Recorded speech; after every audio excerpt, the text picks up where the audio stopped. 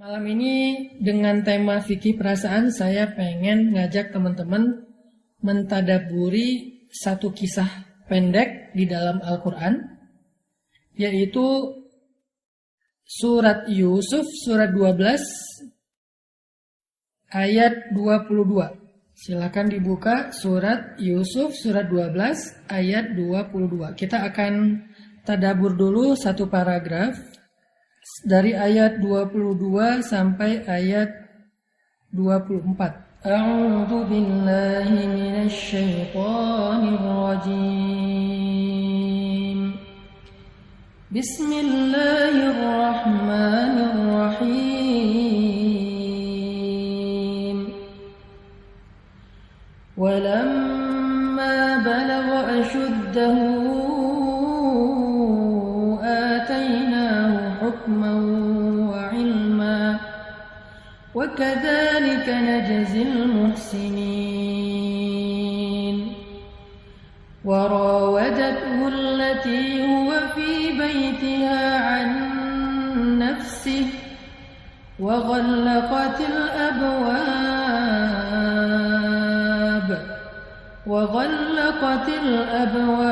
وقالت هيت لك قال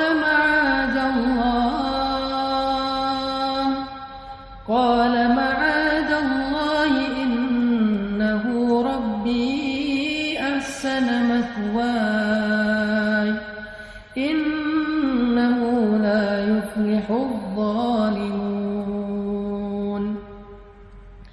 ولقد همت به وهم بها لولا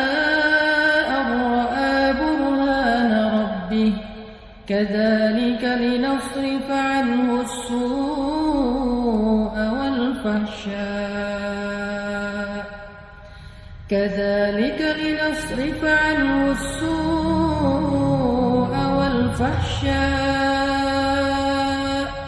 إنه من عبادنا المخلصين.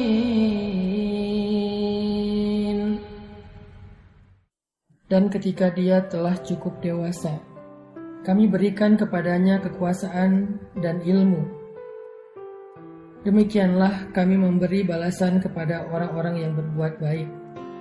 Dan perempuan yang Yusuf tinggal di rumahnya menggoda dirinya. Dan dia menutup pintu-pintu lalu berkata, "Kemarilah mendekat kepadaku, wahai Yusuf." Yusuf berkata, "Aku berlindung kepada Allah.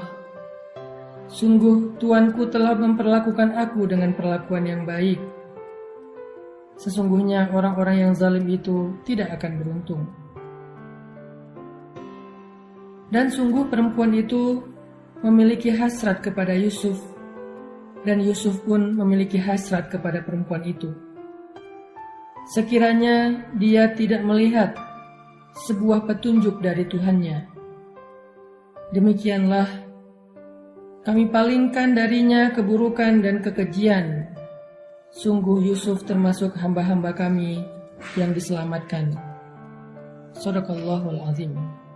Tadi kita membaca adegan ketika Nabi Yusuf sedang berusia ABG, usia remaja, usia antara 15 sampai 30 tahun. Kalau dalam bahasa Islam itu atau dalam bahasa Al-Quran disebut dengan balagha asyuddah. Balagha asyuddah itu usia yang sudah produktif, usia yang sudah bisa melakukan hal-hal yang dilakukan secara orang dewasa. Nah, Allah menggambarkan sebuah drama yang luar biasa yang terjadi kepada Nabi Yusuf ketika beliau berada di usia segitu. Dan itu kurang lebih ujian yang kita alami dalam kehidupan kita. Anak muda atau remaja. Ujian apa? Ujian perasaan. Karena ujian itu ada 3. Ada ujian fisik, ada ujian harta, ada ujian perasaan. Kata Allah, "Am hasibtum an tadkhulul jannah?" Semua kita akan diuji oleh Allah. Cuman ujiannya beda-beda. Ada yang diuji dengan fisiknya, Mungkin cacat, mungkin kekurangan apa, mungkin kelelahan, mungkin sakit apa, itu ujian fisik. Ada yang diuji dengan hartanya, keluarganya, jabatannya, amanahnya, pekerjaannya. Diuji dengan pekerjaan, dengan karir. Ada juga yang diuji dengan perasaan. Atau kadang-kadang kita ngalamin tiga-tiganya sekaligus.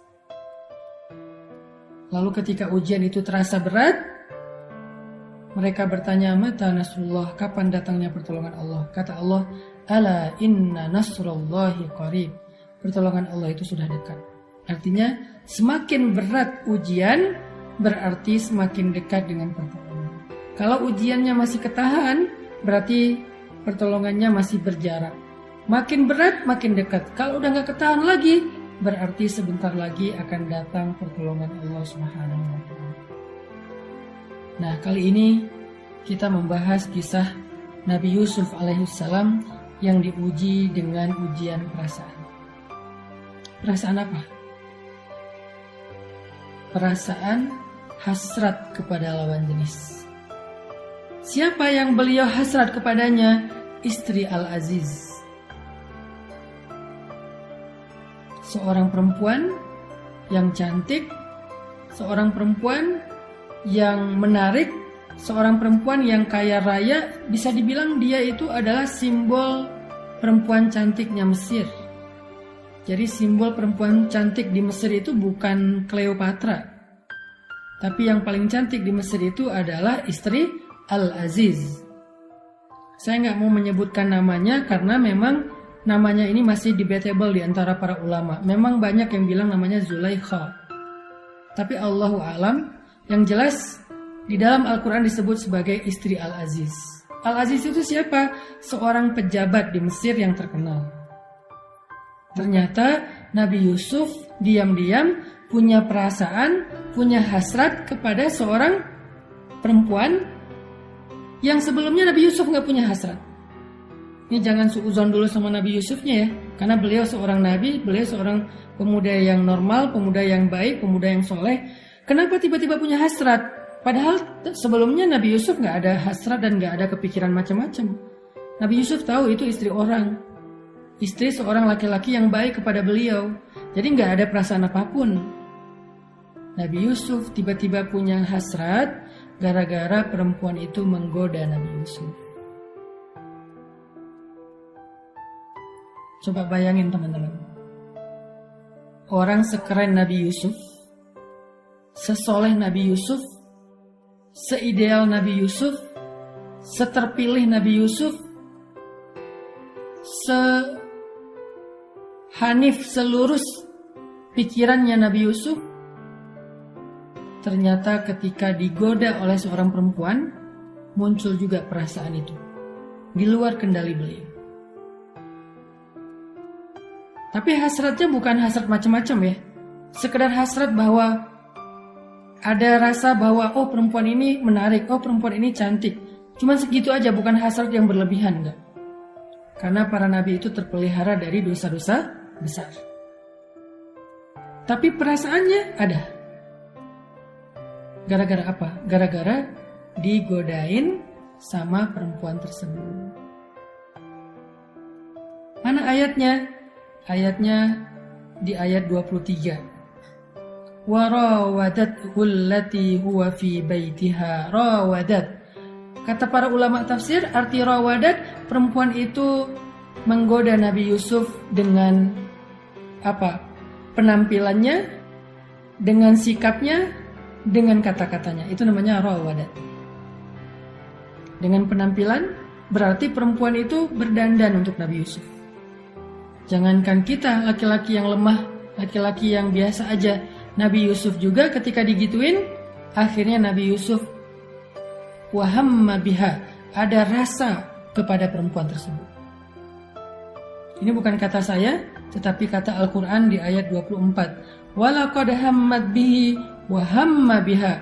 Perempuan itu berhasrat kepada Yusuf, Yusuf pun berhasrat kepada perempuan itu. Wahamma biha. Tapi bukan salah Nabi Yusuf.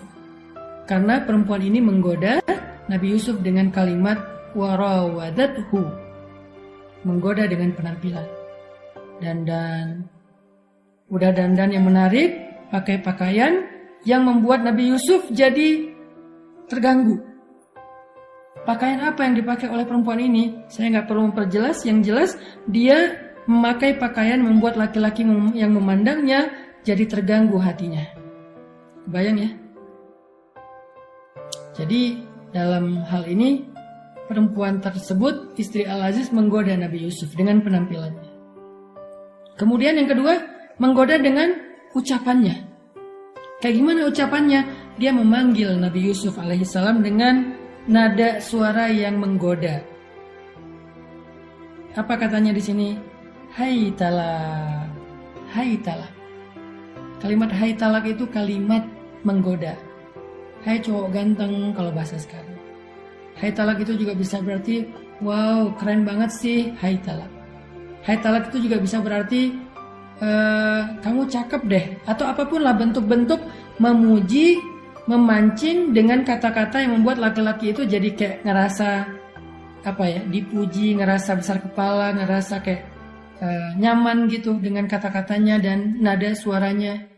Sehingga Allah berfirman, wala takhda'na bil qaul. Janganlah kalian melembut-lembutkan suara ketika berbicara, wahai perempuan. Kenapa? Karena bisa mengganggu laki-laki yang mendengarnya. Kalau dasarnya udah lembut ya udah nggak apa-apa. Yang penting jangan dibuat-buat.